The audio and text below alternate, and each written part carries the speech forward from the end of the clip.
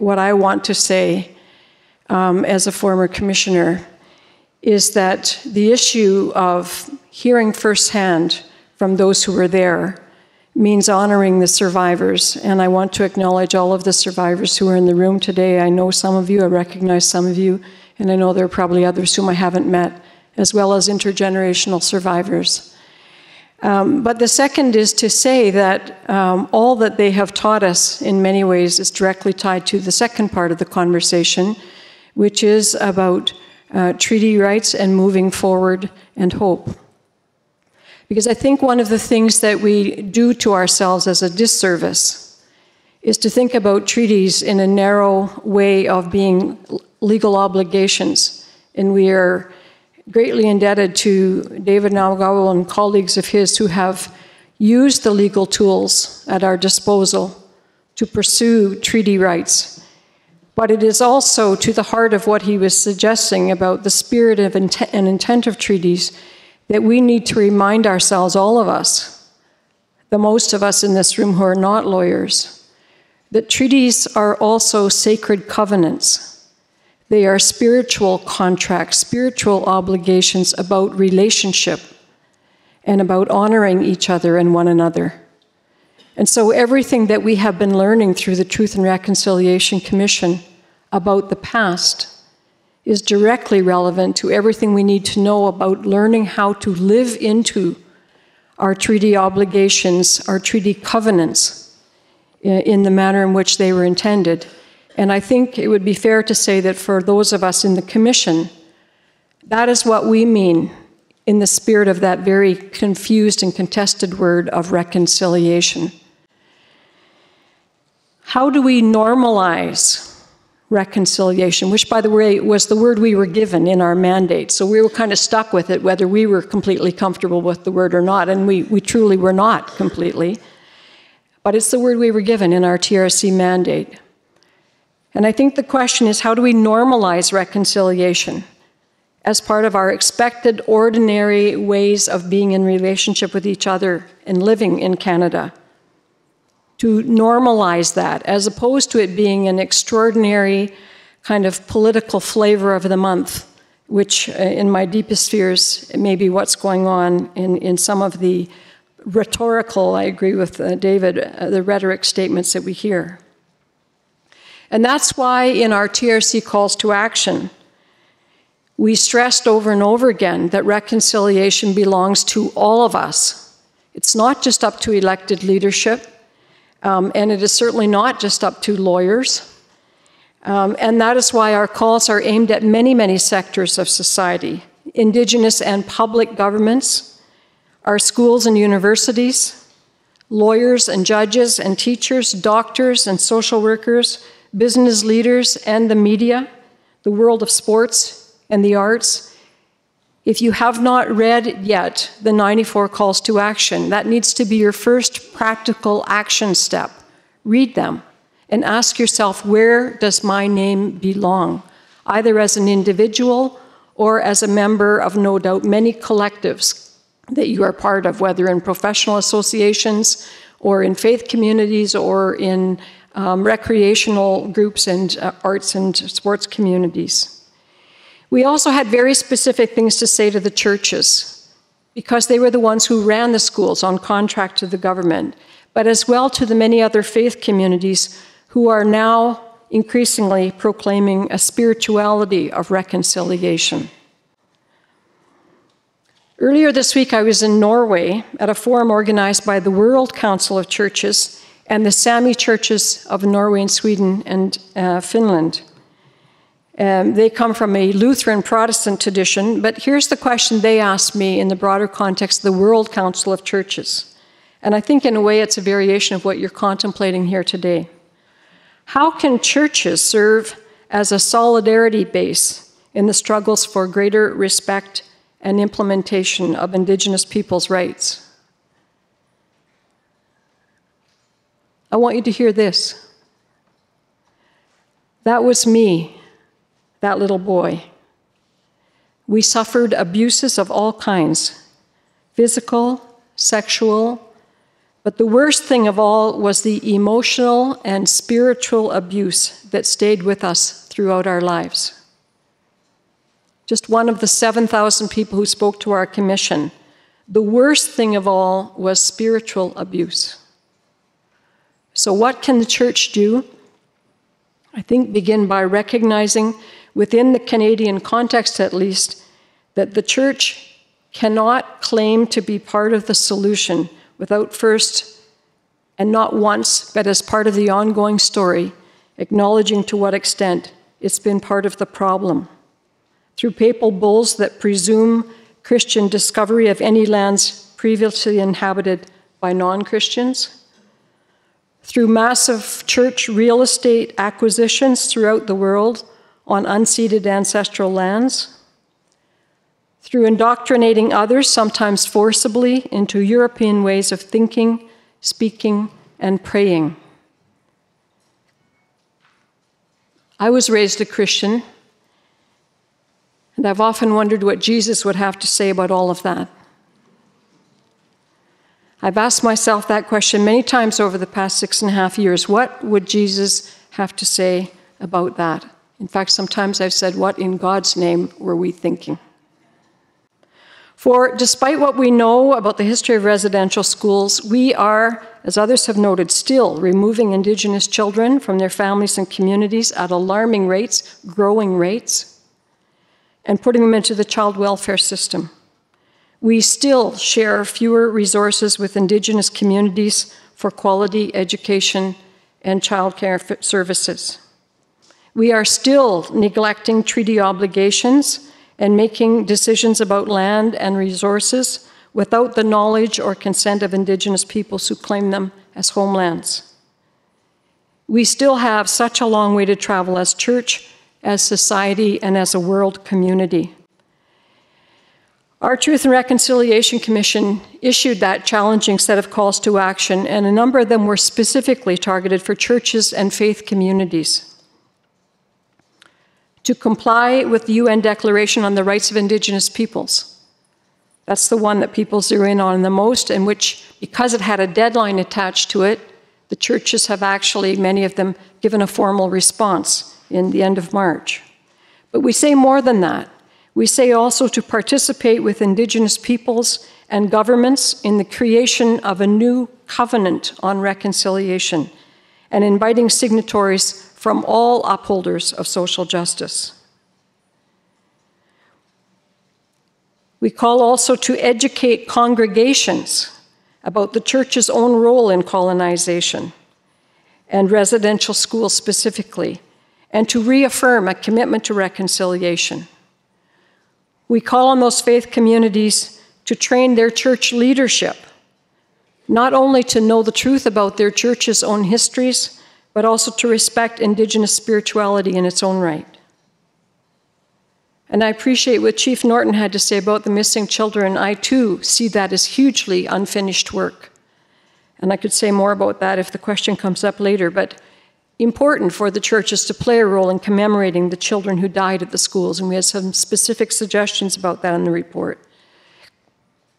For faith communities to support an inquiry into the disproportionately high rates of missing and murdered Aboriginal women and girls in Canada, and to support the efforts which are happening. I know there's been news in this province a couple of weeks ago and in Alberta announced earlier today, and in various other jurisdictions, to support efforts for curriculum changes in our public school system and make that mandatory for all our children, so that we are no longer investing in the collective and mass ignorance of our adult population, so that we know and are well informed about residential schools, about treaties, and about past and present Indigenous heroes and their contributions to Canada. About a year ago, almost exactly, actually, we had a response from the churches who ran the schools, and the Jesuits, our host today, were part of that collective response. And here's part of what the church response said.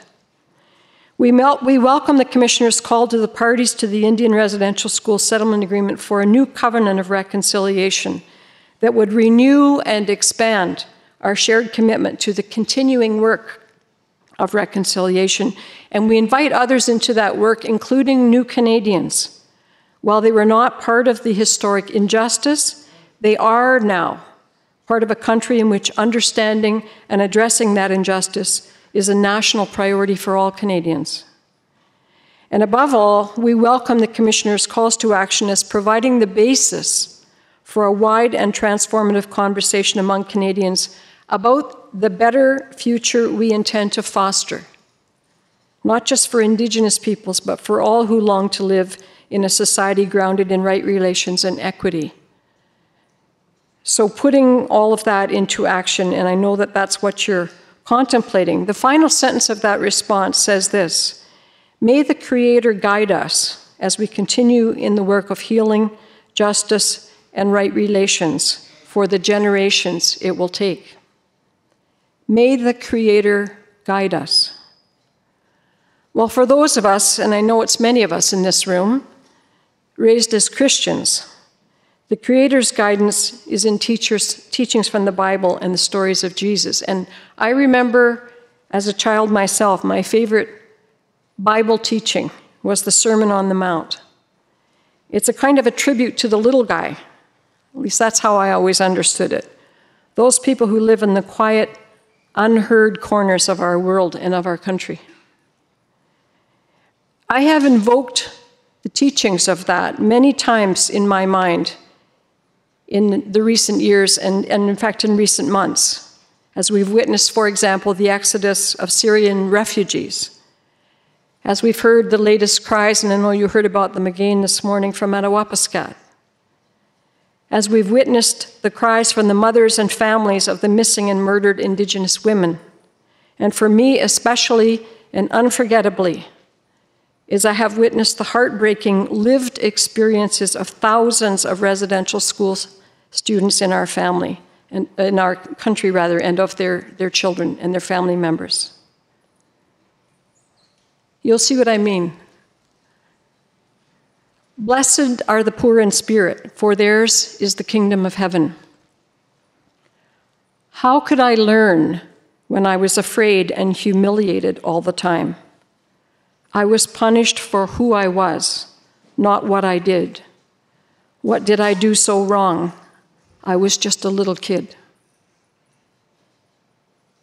Blessed are they that mourn, for they shall be comforted. My mom and dad had 13 kids, and every single one of us went to residential school. And my younger brother, his name was Michael. He was black and blue in the hospital, and he passed. It's about him and all the children who never came home. Blessed are the meek, for they shall inherit the earth. I want my identity back. Is that too much to ask? Blessed are they which do hunger and thirst after righteousness, for they shall be filled. I learned to steal in residential school. We were hungry all the time. I used to like to work in the kitchen because of the leftovers from the priest's plates, and I stole bread to feed the little ones who were so hungry. Blessed are the merciful, for they shall obtain mercy. We were so cold. We didn't have good clothing for being outside in the winter. There was a corner of the building that blocked the wind. We used to round up the little ones into that corner, and we would huddle around them to try to shelter them from the cold. Blessed are the poor in heart, for they shall see God. That little girl was so sick, and we sent for the nurse, and she took so long to come. She was having her shower and putting on her makeup. So I just held that little girl in my arms and talked to her. She was so sweet and so small. We called her our little doll. And the nurse never did come, and that little girl died in my arms. Blessed are the peacemakers, for they shall be called the children of God. It was as if I had skeleton keys to all the doors inside me that were locked. And one was anger, and one was hurt, and one was fear. And I am happy to say that I opened all of those doors, and I forgave. Blessed are they which are persecuted for righteousness' sake, for theirs is the kingdom of heaven. This nun put this bracelet on me, and it said, pagan, because my parents practiced sweats and other traditional things. And I had to wear that bracelet in front of all the other kids, and I used to eat all those communion wafers, trying to get that paganness out of me. Blessed are ye when men shall revile you and persecute you, and shall say all manner of evil against you falsely for my sake. I hated being an Indian, and I was made to feel ashamed of my parents. They said they were savages and were going to burn in hell. For years, I hated my own mom. I hated her brown face. I wanted so badly to be white. Rejoice and be exceeding glad, for great is your reward in heaven. For so persecuted they the prophets which were before you. I believe in elders. I found my identity through my culture. This is my belief. I found me. Today, I'm allowing myself to feel. Now I have to make things right with my people so my children can learn, and so they can tell their children that they care. I'm trying to grow comfortable with the way the Jesus teachings of these most beautiful words from the Sermon on the Mount 2,000 years ago juxtaposed with the residential school survivor teachings in Canada of the past 6 years. We still have such a long ways to travel, as I noted before, as a church and a society and a country. Promises made by our Prime Minister on behalf of the people of Canada, promises made by the wider ecumenical church community in those responses to the TRHC calls to action. I think the Creator's guidance at this time in our country's history is the grace manifested as courage and resilience, and Chief Norton referred to creativity. I think creativity is a form of resilience, actually. But I think the guidance we need is the grace manifested as courage and resilience in the survivors of the residential schools. Because let's remember that they are the ones who fought for ongoing reconciliation with all the people of Canada. That's what they specifically outlined in the mandate of the Truth and Reconciliation Commission, which was their document. They fought so hard through the courts to get this TRC in the face of the resistance from Canada and some of the churches who didn't want these truths to be so widely known and so widely told. And it's through the survivors' own Indigenous, God-given spiritual understandings that we've all been invited by them into, I think, a second chance of getting things right with the First Peoples of these many homelands in the country we now officially call by an Indigenous name, Kanata, Canada. We're heading into the festive season of the 2017 celebrations of the upcoming 150th anniversary of Canada, and I know you were taking stock in your mind, as was I, when Hannah did such a beautiful reading of Chief Dan George and the 100-year celebration, taking stock of how far we have come, how far we have yet to come, and the gaps that still stare us in the face if we have the courage to look. With the courage and resilience demonstrated by residential school survivors, the question, I think, is, will we be ready to reconstitute our notions of a shared country in real and measurable ways? Will we be ready to live into the spirit and intent of those treaties? Will we keep the calls to action of the Truth and Reconciliation Commission alive? And will we work actively to see them implemented so that the extraordinary of such change can become normalized and ordinary? Just to conclude, let me say that I think our greatest hope lies in the living out of our shared spiritual values, not through subdivided religious institutions. One of the elders at the final national event of the TRC said words which for me are filled with the greatest hope of all. He said, "Lucky for us, the Creator speaks many languages. And lucky for us, there's no wrong way to pray." So I'll end by taking you right back to the very beginning, the very first gathering I went to as a commissioner of the TRC. And it was in August in Kamloops, British Columbia. We were seated in an outdoor sharing circle, and it was full of school survivors, some school workers, and church leadership from various denominations, all listening to each other, and some for the very first time, and in a new way, face to face, as one survivor put it, eyeball to eyeball. And it was a very penetrating hot day. And at one point, a very beautiful cooling wind blew through the circle. I have to say, everyone felt it and everyone noticed it. And after a quiet moment following that breeze, an Indigenous elder spoke up, and here's what she had to say. "In our traditional ways, we don't have a building called church. Our sacred place," she said with a gesture of hand, "is all of this. It's all of creation. That wind blowing through our circle now," she said, "is the work of the Creator, sending its Spirit to us on the wind to make its presence known as it works amongst us. May we feel the strong winds of kind and loving Spirit blowing amongst us in all the spaces where we continue to intentionally bring ourselves together. We need to do that for the big work unfolding before us." Miigwech Masisho.